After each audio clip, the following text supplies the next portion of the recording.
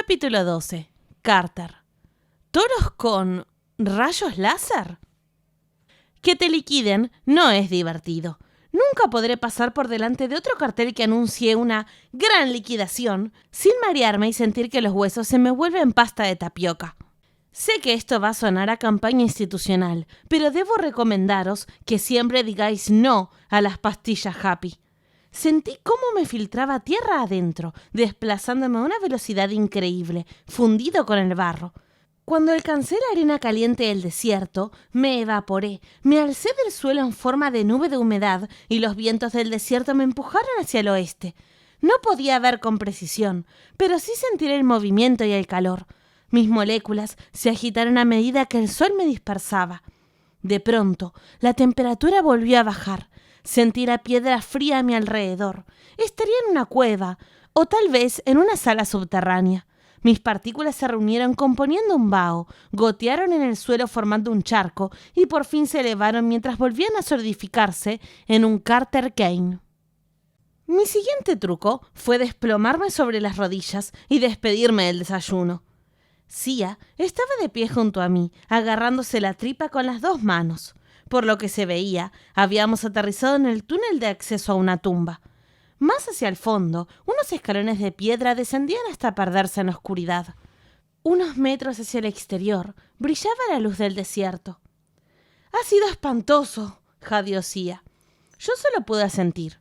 Ahora entendía la lección de ciencias que me había enseñado una vez mi padre, cuando me daba clases. La materia tiene 3 estados: sólido, líquido y gaseoso. En los minutos anteriores yo había pasado por los 3 y no me había gustado nada. Setne se materializó un poco más allá del umbral y nos sonrió desde arriba. «He vuelto a sacaros del apuro, ¿eh?» No recordaba haberle aflojado las ataduras, pero ahora tenía los brazos libres. Me habría preocupado más si no me hubiera sentido tan mareado. Sia y yo aún estábamos empapados y llenos de barro por haber nadado en el Nilo, pero Setne llegó impoluto, con los vaqueros y la camiseta recién planchados, el pelo a lo Elvis perfecto y ni una sola mancha en sus zapatillas blancas. Me indigné tanto que salí a trompicones hasta la luz del sol y le vomité encima. Por desgracia, ya tenía el estómago casi vacío, y además él era un fantasma, así que sirvió de poco. «¡Ey, colega!». Setne se ajustó su collar de anges dorados y se alisó la americana. «Un poco de respeto, ¿vale? Acabo de haceros un favor». ¿Un favor? Tragué para quitarme el horrible sabor de la boca. «Jamás vuelvas». «Happy nunca más», terminó Sia por mí. «Nunca». «Venga, hombre». Setne abrió los brazos. «Si ha sido visto y no visto. Mirad, ha llegado vuestro barco y todo». Eché un vistazo. Casi todo el paisaje era un desierto llano y rocoso, como la superficie de Marte, pero en una duna de arena que había cerca estaba embarrancada la reina egipcia. La popa ya no ardía, pero el barco parecía haber sufrido más daños en el trayecto por tierra. Una sección de la borda estaba rota. Una de las 2 chimeneas se inclinaba peligrosamente. Por algún motivo, una lona pringosa hecha de escamas de pez colgaba de la cabina del timón, como si fuese un paracaídas abierto. Sia murmuró: «Oh, dioses de Egipto, por favor, que no sea el taparrabos de Happy». Filo ensangrentado estaba en la proa, mirando hacia nosotros. Como su cabeza era un hacha, no tenía facciones, pero la forma en que había cruzado los brazos me sugirió que no estaba precisamente a punto de entonar un «Happy, Happy, hurra». «¿Puedes reparar el barco?», le pregunté a viva voz. «Sí, milord», zumbó, «en unas horas, pero me temo que estamos atascados en medio de un desierto».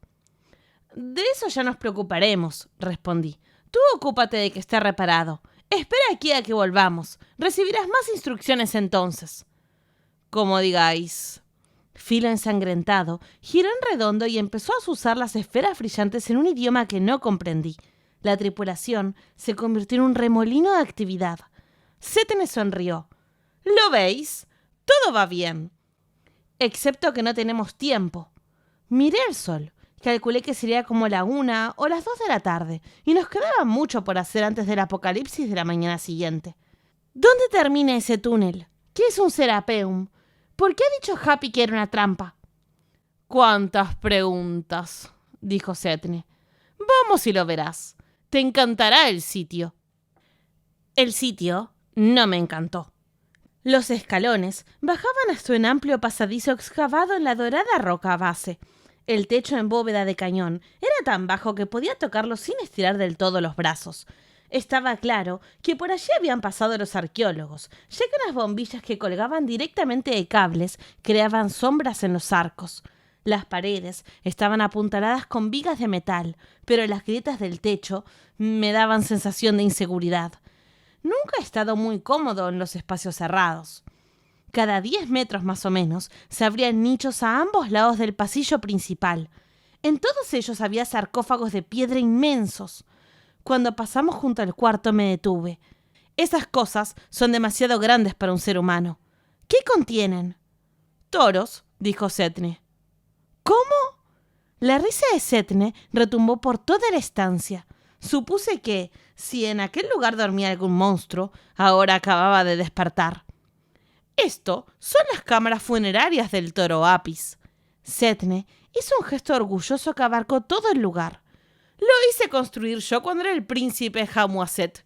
¿Lo sabíais? Sia pasó una mano por la tapa de piedra blanca del sarcófago.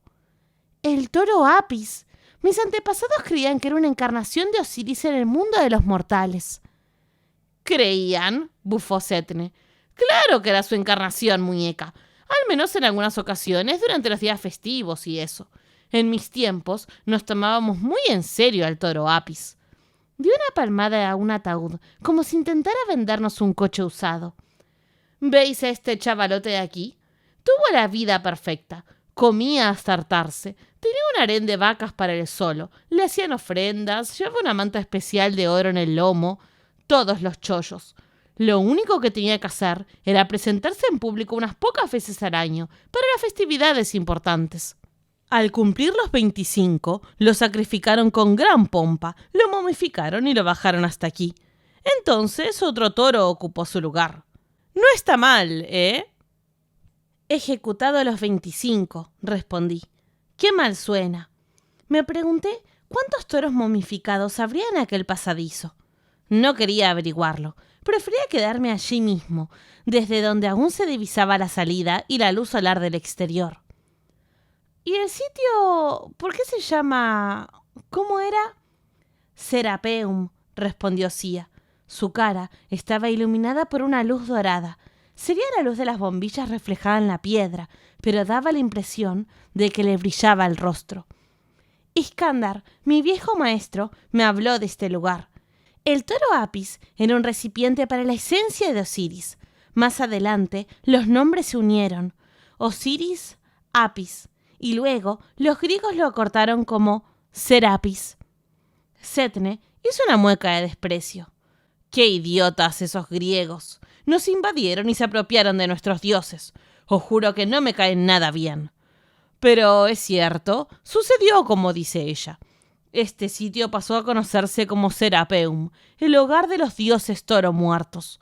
Yo quería llamarlo el monumento Haemuaset de la genialidad absoluta, pero mi padre dijo que nay.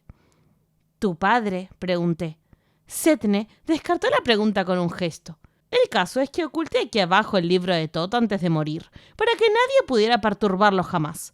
Hay que estar loco de remate para meterse en la tumba sagrada del toro Apis. Estupendo. Me sentí como si volviera a transformarme en líquido. Sia miró al fantasma con una mueca de disgusto. No me lo digas. Escondiste el libro en un sarcófago de estos, junto a un toro momificado, de forma que el toro vuelva a la vida si lo abrimos. ¿Me equivoco? Setne le guiñó el ojo. ¿Qué va? Se me ocurrió algo mucho mejor, muñeca. Esta parte del complejo ya la han descubierto los arqueólogos. Señaló las luces eléctricas y los refuerzos metálicos de las paredes. Pero yo voy a llevaros a ver lo que hay entre bastidores. Las catacumbas no tenían fin. Salieron pasadizos laterales en distintas direcciones, todos ellos flanqueados de sarcófagos para vacas sagradas. Tras descender por una larga cuesta, cruzamos agachados un pasadizo secreto que estaba escondido detrás de una pared ilusoria. Al otro lado no había luz eléctrica. El techo se sostenía sin refuerzos de metal. Sia invocó el fuego en la punta de su báculo e incendió un dosel de telarañas. Nuestras huellas eran las únicas marcas en el suelo polvoriento. ¿Falta mucho?, pregunté. Setne se rió entre dientes. Ahora es cuando empieza a mejorar la cosa. Nos internó más en el laberinto. De vez en cuando hacía un alto para desactivar alguna trampa con una orden o por contacto. En ocasiones me tocaba hacerlo a mí, en teoría porque él, al estar muerto, no era capaz de lanzar ciertos hechizos, pero sospeché que planeaba divertirse de lo lindo si me equivocaba y moría. ¿Cómo es que unas cosas puedes tocarlas y otras no?, pregunté. Parece que tienes una capacidad muy, muy selectiva. Setne se encogió de hombros. Las reglas del mundo espiritual no las puse yo, amiguete. Podemos tocar el dinero y las joyas, recoger la basura y manipular pinchos envenenados, no. El trabajo sucio se lo tenemos que dejar a los vivos. Siempre que alguna trampa se desactivaba, unos jeroglíficos ocultos brillaban un momento antes de desvanecerse. Tuvimos que saltar huecos que se abrían en el suelo y esquivar flechas disparadas desde el techo. Los retratos de dioses y faraones que había en las paredes se desprendían, ganaban volumen como unos fantasmas guardianes y desaparecían. Setne no dejó de hacernos de guía turístico en ningún momento. Esa maldición servía para pudriros los pies hasta que os cayeran, explicaba. ¿Veis esa de ahí? Convoca una plaga de pulgas. Y esa... ¡ay, esa! Es una de mis favoritas. Te convierte en enano. ¡Cómo odio esos tipejos bajitos! Torcí el gesto. Setne era más bajo que yo, pero decidí pasarlo por alto. Y tanto que sí, continuó. ¡Qué suerte tienes de haberme traído conmigo, amiguete! Si no, ahora mismo serías un enano pulgoso sin pies. Y eso no es nada comparado con lo que nos espera. Por aquí. No acababa de entrarme en la cabeza que Setne recordase el lugar con tanto detalle, con la de tiempo que había pasado, pero dejó claro que se sentía orgulloso de aquellas catacumbas. Debió de encantarle diseñar unas trampas tan atroces para matar a los intrusos. Giramos por otro pasillo. El suelo volvió a inclinarse. El techo descendió tanto que tuve que encorvarme. Procuré mantener la calma, pero empezaba a costarme respirar. Solo podía pensar en las toneladas de piedra que tenía encima, quizá al borde del derrumbamiento. Sia me cogió la mano. El túnel era tan estrecho que teníamos que recorrerlo en fila india, pero le devolví la mirada. ¿Estás bien?, pregunté. Movió los labios para que se los leyera. «Cuidado con él». Asentí. Happy nos había advertido sobre una trampa, pero tenía la corazonada de que aún no la habíamos visto, aunque hubiera peligros por todas partes. Estábamos solos, con un fantasma asesino, a gran profundidad y en su territorio. Ya no contaba con mi Hopesh.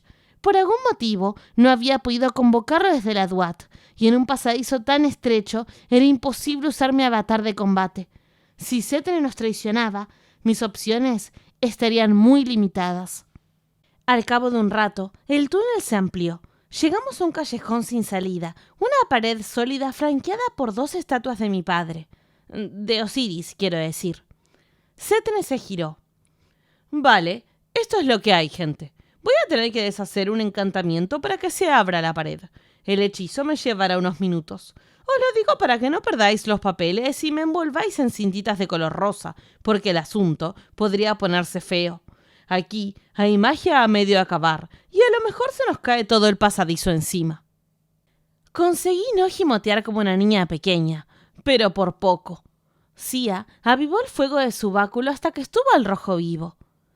Ve con cuidado, Setne. Sé cómo suenan los desencantamientos. Si sospecho que estás pronunciando otra cosa distinta, te achicharraré todo el ectoplasma. Tranquila, muñeca. Setne hizo crujir los nudillos. Sus anillos de diamantes reflejaron la luz de la llama. Tienes que tener controlado a ese escarabajo, o acabarás convertida en cenizas. Fruncí el ceño. ¿Escarabajo? Setne pasó la mirada de un lado al otro y estalló en carcajadas. ¿De verdad no te lo he contado? ¿Y tampoco lo has deducido tú? ¿Cómo sois los chavales de hoy en día? ¡Bendita ignorancia! Nos dio la espalda y empezó a salmodiar en dirección a la pared. El fuego de Sia se redujo a una llama roja menos intensa. Le dirigí una mirada interrogativa. Ella vaciló y luego se tocó la base del cuello. Antes no llevaba collar, estaba seguro de ello, pero cuando su dedo hizo contacto, apareció un amuleto, un reluciente escarabajo dorado en una cadena de oro. Debía de llevarlo oculto mediante una ilusión, igual que había hecho Setne con las cintas de Hathor. El escarabajo parecía hecho de metal, pero caía en que ya lo había visto antes, y vivo. Cuando Ra había encarcelado a Apophis en el inframundo, había renunciado a una parte de su alma, a su encarnación de Hepri, el escarabajo de la mañana, para mantener confinado a su enemigo. Había enterrado a Apophis bajo una avalancha de escarabajos vivos. Cuando Sadie y yo habíamos llegado a esa cárcel la primavera anterior, millones de esos escarabajos se habían reducido a caparazones secos. Cuando escapó Apophis, solo sobrevivió un escarabajo dorado, el último vestigio del poder de Hepri. Ra había intentado tragarse ese escarabajo. Sí, es asqueroso, ya lo sé. Al ver que no funcionaba, se lo ofreció a Sia. No recordaba que Sia lo hubiera aceptado, pero de algún modo supe que el amuleto era ese mismo bicho. Sia, ella meneó la cabeza con ímpetu. Después, señaló a Setne, que estaba absorto en su hechizo.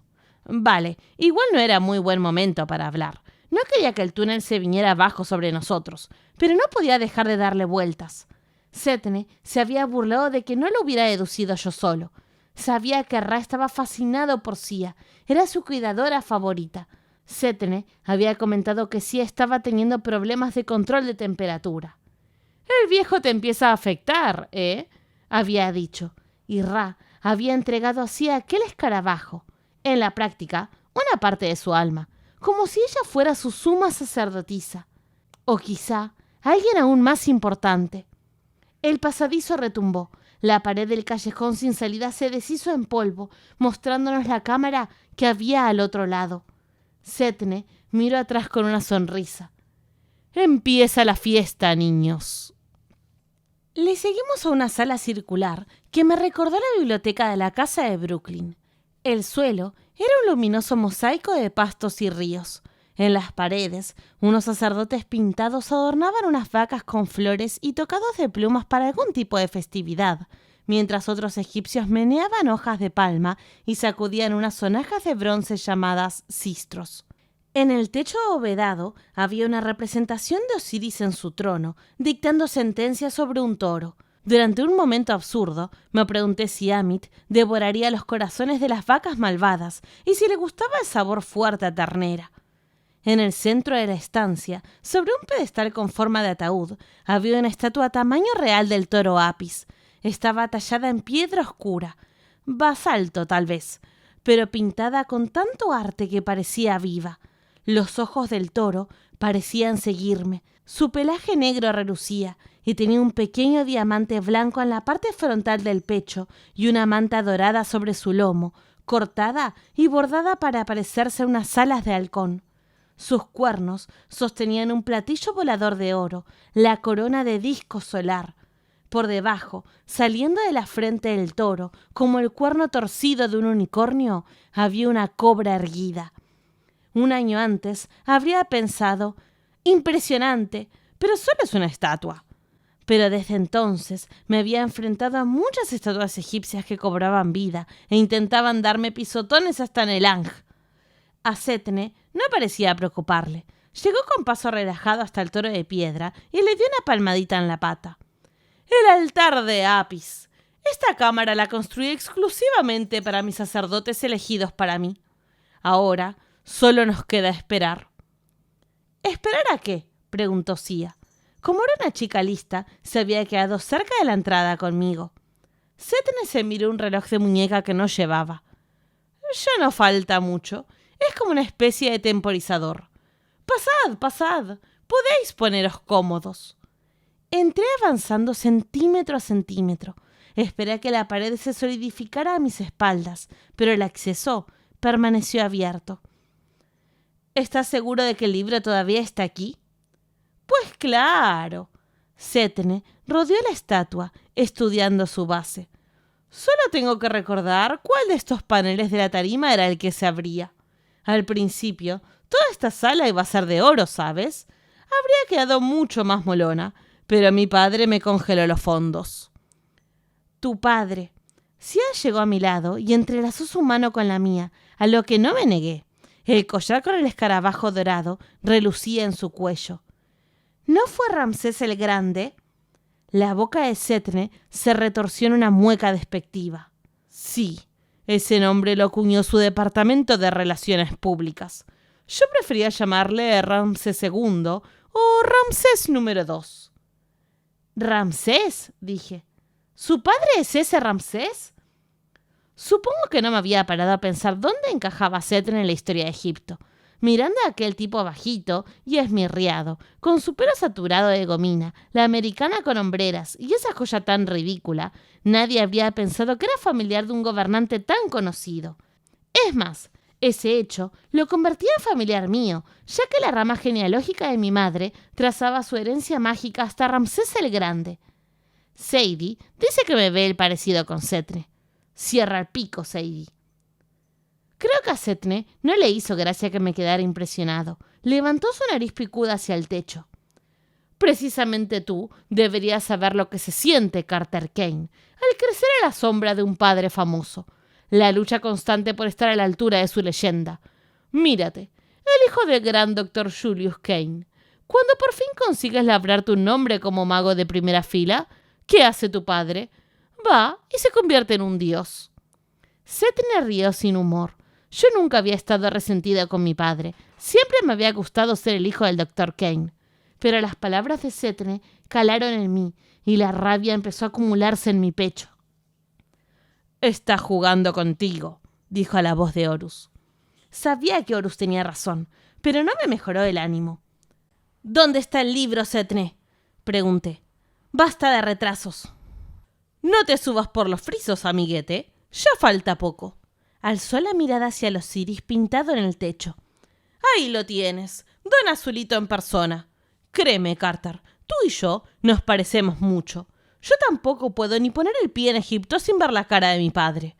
Abu Simbel, ahí está papi Ramsés mirándome mal. 4 copias de él, cada una de 20 metros de altura. Es como una pesadilla. La mitad de los templos de Egipto los ordenó construir él. Y claro, les puso estatuas de sí mismo.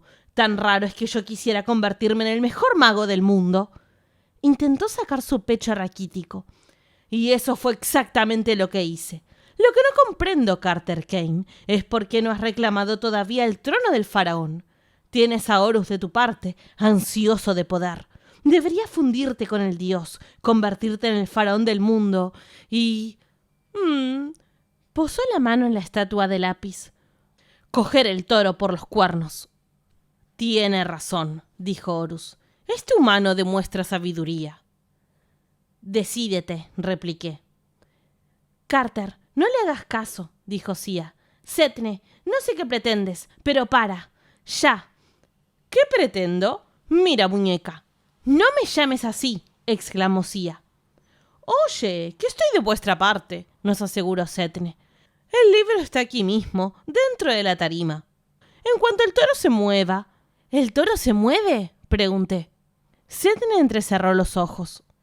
¿No os lo había mencionado? Saqué la idea de una fiesta que celebrábamos en los viejos tiempos, el Festival de Sed.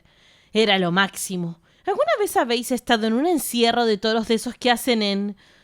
¿Dónde era? ¿En España? Pamplona, sí, respondí. Me embargó una oleada de resentimiento. Mi padre me había llevado a Pamplona una vez, pero no me había dejado salir a la calle mientras los toros corrían por la ciudad. Dijo que era demasiado peligroso, como si su vida secreta de mago no fuese mucho más mortífera. Eso, Pamplona, dijo Setne.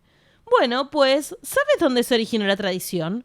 En Egipto, el faraón se echaba una carrera ritual con el toro Apis para renovar su poder regio, demostrar su fuerza, recibir la bendición de los dioses. Las chorradas de siempre. Más tarde pasó a ser una farsa, sin ningún peligro real, pero al principio sí que era auténtico. A vida o muerte. Cuando pronunció la palabra muerte, la estatua del toro se movió. Dobló las patas como si estuvieran agarrotadas. A continuación, bajó la cabeza y me clavó una mirada feroz mientras bufaba una nube de polvo. «¡Setne! Extendí la mano para reclamar mi espada, pero por supuesto no estaba. ¡Haz que paro! Te envolveré en cintas tan rápido que... Yo en tu lugar no lo haría, me avisó Setne. Verás, yo soy el único que puede sacar el libro sin que lo fulminen unas 16 maldiciones distintas. El disco solar dorado refulgió entre los cuernos del toro. La cobra de su frente empezó a retorcerse, silbar y escupir fuego. Sia sacó su varita. ¿Eran imaginaciones mías o el escarabajo de su collar empezaba a soltar vapor? «Detén a esa criatura, Setne, o te juro que...» «No puedo, muñeca. Lo lamento». Nos sonrió desde detrás de la tarima del toro, sin aspecto en realidad de lamentarlo mucho. «Forma parte del sistema de seguridad, ¿entiendes? Si queréis el libro, tendréis que distraer al toro y sacarlo de aquí mientras yo abro la tarima y recojo el libro de Tot. Tengo una fe absoluta en vosotros». El toro rascó su pedestal con una pezuña antes de saltar. Sia tiró de mí hasta el pasaje por el que habíamos entrado. «¡Eso es!», gritó Setne. «Igual que en el festival de Sed. Demuestra que eres digno del trono del faraón, chaval. Corre o muere». El toro embistió. Una espada me habría ido de maravilla. También me habría conformado con el capote y el estoque que usaban los toreros, o con un fusil de asalto. Pero Sia y yo tuvimos que deshacer nuestro camino, recorriendo las catacumbas a la carrera, y no tardamos en darnos cuenta de que nos habíamos perdido. Dejar que Setne nos guiara en aquel laberinto había sido una estupidez. Tendría que haber ido soltando miguitas de pan, o marcar las paredes con jeroglíficos, o algo. Albergué la esperanza de que los túneles fueran demasiado estrechos para el toro Apis, pero no hubo suerte. Oía las paredes de piedra retumbar por detrás de nosotros mientras el toro las rascaba en su avance. Hubo otro sonido que me gustó menos todavía, un zumbido grave seguido de una explosión. No sabía lo que era, pero me sirvió de incentivo para correr más deprisa. Debimos de recorrer una docena de pasadizos. En cada uno había unos 20 o 30 sarcófagos. Era increíble la cantidad de apis que habían terminado momificados allí abajo. Siglos y siglos de toros. Por detrás, nuestro monstruoso amigo de piedra bramaba mientras abría paso violentamente por los túneles. Miré hacia atrás un momento y me arrepentí al instante. El toro nos ganaba terreno a buen ritmo, mientras la cobra de su frente escupía fuego. «¡Por aquí!», gritó Sia. Me metió en un pasillo lateral. Al fondo, por una entrada abierta, se colaba lo que parecía ser luz solar. Apretamos el paso en esa dirección. Esperaba que fuese una salida al exterior, pero acabamos deteniéndonos con torpeza en otra estancia circular. En el centro de aquella no había ninguna estatua de toro, pero sí 4 sarcófagos gigantes de piedra repartidos por su circunferencia. Las paredes mostraban escenas del paraíso bovino, toros pastando, toros de juerga en la pradera, toros siendo objeto de la adoración de los pequeños y tontos seres humanos. El sol entraba por un agujero en el techo abovedado, a unos 6 metros de altura. Un haz de luz atravesaba el aire polvoriento y caía como un foco en el centro del suelo, pero no había forma de escapar por el agujero. Aunque me transformara en halcón, la abertura era demasiado estrecha y de todas formas no pensaba dejar sola a Sia. «No hay salida», me dijo. El toro Apis ocupaba toda la entrada, impidiéndonos el retroceso. La cobra que le servía de capucha sisió hacia nosotros. Retrocedimos por la sala hasta que nos iluminaron los cálidos rayos solares. Sería un destino cruel morir allí, atrapado bajo miles de toneladas de roca, pero pudiendo ver el sol. El toro rascó el suelo con la pata, dio un paso adelante y vaciló, como si le molestara la luz. «A lo mejor puedo hablar con él», sugerí. «Está relacionado con Osiris, ¿no?» Sia me miró como si estuviera loco. Que lo estaba, pero no se me ocurría nada mejor. Preparó su varita y su báculo. «Te cubro». Avancé hacia el monstruo y le enseñé mis manos vacías. «Toro bonito, soy Carter Kane. Osiris es mi padre. Más o menos. ¿Qué tal si declaramos una tregua y...?» La cobra me lanzó una llamarada a la cara. Me habría convertido en un Carter extracurgiente, pero Sia gritó una palabra de mando. Mientras yo retrocedía tambaleándome, su báculo desvió el ataque, absorbiendo las llamas como si fuera una aspiradora. Sia separó el aire con su varita y una brillante muralla de fuego rojo se encendió alrededor del toro Apis. Pero el toro se quedó quieto en el sitio y nos miró con furia, completamente ileso. Sia soltó una palabrota. Parece que con la magia de fuego estamos empatados. El toro bajó los cuernos. Mis instintos de dios de la guerra reaccionaron. ¡A cubierto! Sia se echó al suelo hacia un lado. Yo hice lo mismo hacia el otro. El disco solar del toro refulgió y empezó a vibrar antes de proyectar un rayo dorado de calor justo en el lugar donde habíamos estado. A duras penas logré ponerme detrás de un sarcófago. Me salía humo de la ropa. Las suelas de mis zapatos habían fundido. Donde había caído el rayo, el suelo estaba ennegrecido y burbujeante, como si la roca hubiera alcanzado su punto de ebullición. «¿Toros con rayos láser?», refunfuñé.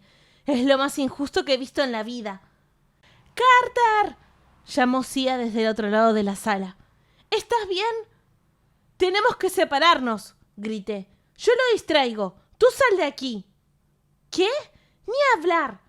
El toro se giró hacia el sonido de su voz. Tuve que actuar deprisa. Mi avatar no iba a servir de mucho en un espacio tan reducido, pero necesitaba la fuerza y la velocidad del dios. Invoqué el poder de Horus. Una luz azul cobró vida a mi alrededor. Sentí que mi piel era dura como el acero y mis músculos potentes como pisones hidráulicos.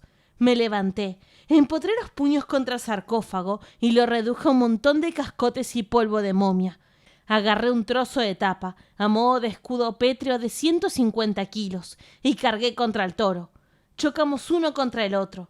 No sé cómo logré permanecer en el sitio, pero me costó hasta la última brizna de fuerza mágica. El toro bramaba y empujaba. La cobra escupía llamaradas que ardían por encima de mi escudo. «¡Sia, sal de aquí!», grité. «No pienso abandonarte. No te queda otra. No puedo». Los pelos de mis brazos se erizaron incluso antes de oír el zumbido. Mi losa de piedra se desintegró con un fogonazo de luz dorada. Salí despedido hacia atrás y me estrellé contra otro sarcófago. Tenía la visión borrosa. Oí gritar a Sia. Cuando logré enfocar la mirada, la vi plantada en el centro de la sala, envuelta en la luz del sol, entonando un hechizo que no reconocí. Había atraído la atención del toro, lo que muy posiblemente me salvó la vida. Pero antes de que pudiera avisarle con un grito, el toro apuntó su disco solar y disparó un rayo láser hipercaliente directo hacia Sia. «¡No!», chillé. La luz me cegó. El calor me extrajo todo el oxígeno de los pulmones. Era imposible que Sia hubiera sobrevivido a ese ataque. Pero cuando remitió la luz dorada, Sia estaba allí. A su alrededor ardía un escudo inmenso en forma de caparazón de escarabajo. Los ojos de Sia brillaban con llamas anaranjadas. A su alrededor bailaban lenguas de fuego. Miró al toro y habló con una voz profunda y áspera que definitivamente no era la suya. «Soy Khepri, el sol naciente. No seré negado». Hasta más tarde no caí en la cuenta de que lo había dicho en egipcio antiguo. Extendí un brazo. Un cometa en miniatura salió disparado hacia el toro Apis y el monstruo estalló en llamas, rodó por el suelo y dio coces, presa de un repentino pánico. Sus piernas se desmoronaron, se desplomó en el suelo y se deshizo, dejando solo una pila humeante de cascotes calcinados. La sala quedó en silencio. Me daba miedo moverme. Sí, aún estaba envuelta en llamas y cada vez se veían más calientes. Ardieron amarillas y luego blancas. Ella parecía haber entrado en trance. Esta vez el escarabajo dorado que llevaba en el cuello estaba soltando humo, sin duda. «¡Sia!». Me palpitaba la cabeza, pero conseguí levantarme. Ella se volvió hacia mí y generó otra bola de fuego. «¡Sia, no! ¡Soy yo! ¡Carter!». Titubeó. «¿Carter?». Su expresión se volvió confusa y al momento atemorizada. Las llamas anaranjadas desaparecieron de sus ojos y se derrumbó en el charco de luz solar. Corrí hacia ella. Intenté acomodarla sobre mí, pero su piel ardía demasiado para tocarla. El escarabajo dorado le había dejado una quemadura muy fea en el cuello. «Agua», murmuré. «¿De dónde saco agua?». Nunca se me habían dado muy bien las palabras divinas, pero grité. «¡Mau!». El símbolo brilló encima de nosotros. Varios metros cúbicos de agua se materializaron en el aire y cayeron sobre nosotros. De la cara de Sia salió vapor. Tosió y escupió, pero sin despertar. Su fiebre seguía preocupadamente alta. «Te sacaré de aquí», le prometí, levantándola en brazos. No necesité la fuerza de Horus. Había segregado tanta adrenalina que ni siquiera sentía mis propias heridas. Corrí hacia Setne cuando éste me adelantó en el pasadizo. ¡Amiguete! Aflojó el ritmo y siguió al trote junto a mí, moviendo el grueso papiro que llevaba en la mano.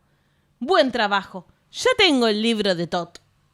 «Casi has matado a Sia», le grité. «Sácanos de aquí, ya».